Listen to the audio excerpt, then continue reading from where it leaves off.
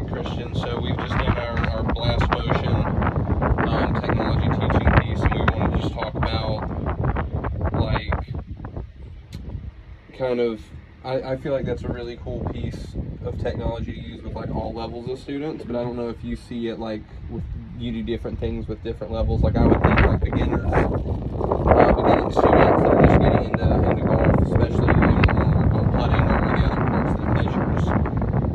It's really good for face because it gives them some face feedback to generate face awareness, which I think beginners lack so much. Versus just saying that was a good putt or was a bad putt. And then maybe I think with more advanced stats where you get into stroke length and stroke time and tempos, where I think, personally in my opinion, that's going to be for more advanced players to help them dial in some things. And like maybe that's me because that's what I work on. Right. But that was just my thought on it. Yeah, I mean, look, like lag putting is just so important when it comes to golf, you know, especially if you're, like, tell people all the time, like if you're counting all your shots, right? Like if you're just playing with friends and you're giving gimmies and stuff like that, but if you're actually like, okay, I want to truly lower my handicap, right, and count all my shots, it's like, all right, you're going to have a lot of 20, 30, 40 footers, and like if you can hit those inside a 2-3 foot circle, then your chances of 2 foot are just going to go way up, right? So that's what I think last can do for somebody, right? Just understanding kind of, okay, when I have this tempo or when I have this speed, you know, how does that help my ability to control the speed of the putt?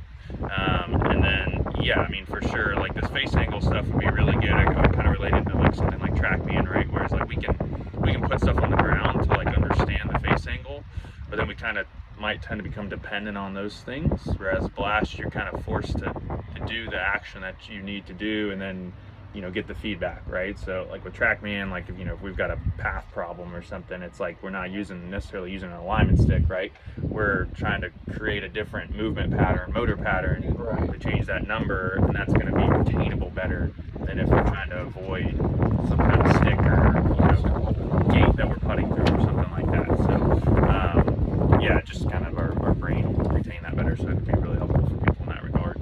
So do you feel like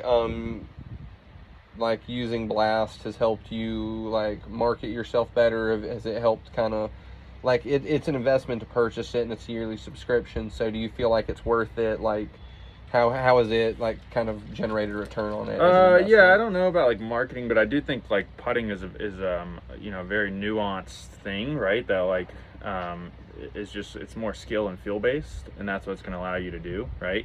I think having that measurable feedback could be really helpful to somebody, right? And so that's where I would, yeah, and I don't think it's, you know, it's obviously not really expensive, so yeah.